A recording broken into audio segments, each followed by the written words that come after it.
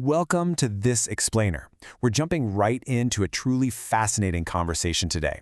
We're drawing from a beautiful narrative about two individuals, Mira and Arav, who completely reframe how we think about corporate control and power. If you've ever felt like corporate governance is just, a dry, mechanical exercise to keep the lawyers happy, well, this is going to completely change your perspective. So, let's start with this beautifully profound statement from Mira. This single quote shifts our entire mindset. We're moving away from the dry bureaucracy, the endless paperwork, the rigid hierarchies, and moving towards something deeply human. Governance is usually treated as this skeletal framework that just keeps an organization from collapsing. But what if it's actually the heartbeat? What if it's the soul? To unpack this, we're going to walk through 6 main areas: redefining governance, corporate principles, engaging stakeholders, ethics and sustainability, graceful leadership, and finally, personal reflections. Section 1. Redefining governance and grace, from control to care. Now, Adolf provides this standard definition of governance here. The systems, the principles, the accountability, it's exactly what you'd find in any Business 101 textbook.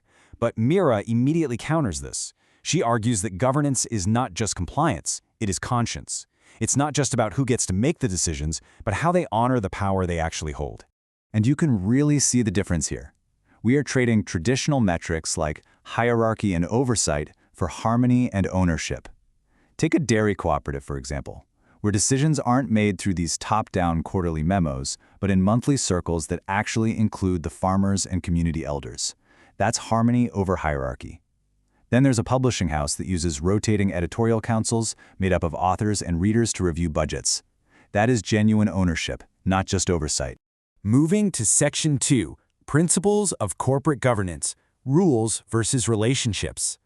Arav lists out these 4 standard principles: fairness, responsibility, accountability, and transparency. We know these, right? They're painted on the walls of corporate lobbies all over the world. But again, this explainer shifts the focus. What if we stop viewing these as rigid rules that have to be enforced and start viewing them as meaningful relationships to be nurtured? Notice the reframing here. Usually transparency feels like a burden, accountability feels like fear, and responsibility, just an obligation. But what if we transform them into bond, faith, and offering? For instance, our source highlights a logistics company that created a deeply protective whistleblower channel. Because they actually acted on the feedback they received, accountability wasn't about fear anymore. It became about faith in the system. Or take a dairy holding open budget sessions with its farmers.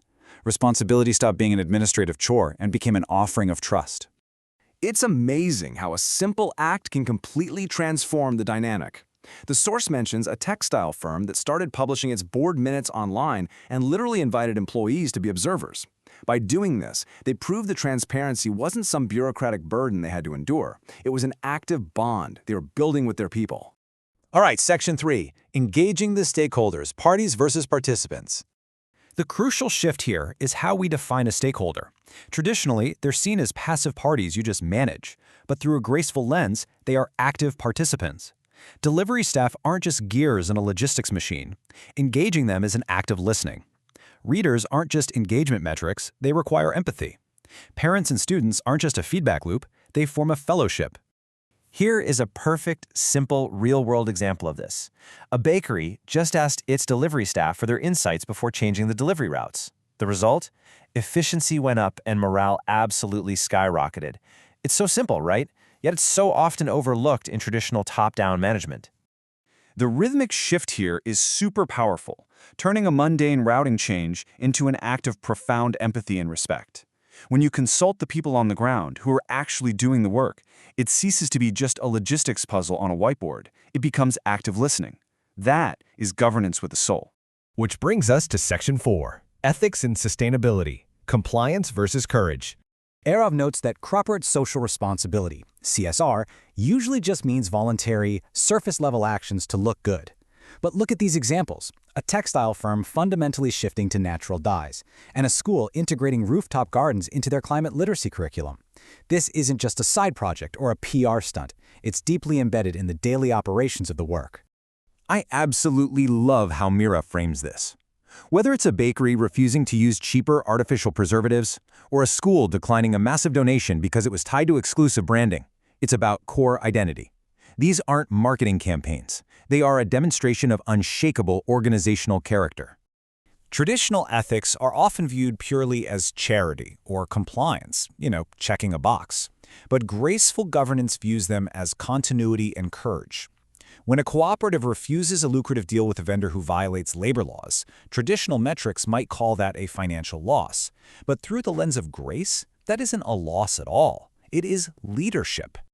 Section 5. Graceful leadership in action. Weakness versus wisdom. Let's look at the people driving this change.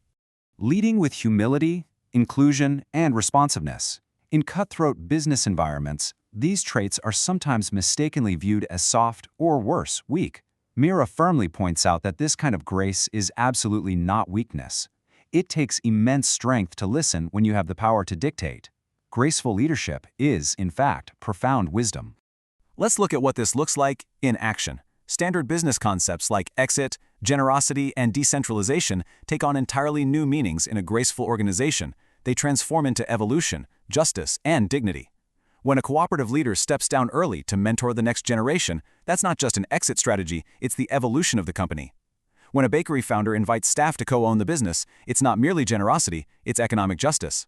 And when a principal creates a rotating leadership model for teachers, it's not just decentralizing tasks, it is actively creating dignity in the workplace. Finally, Section 6. Personal reflections on governance. Let's bring this all home. This forces us to apply these grand corporate concepts to our own lives. You might not sit on a corporate board, but you govern something. A household, a classroom, a project team, a volunteer group. How do you hold power in those spaces?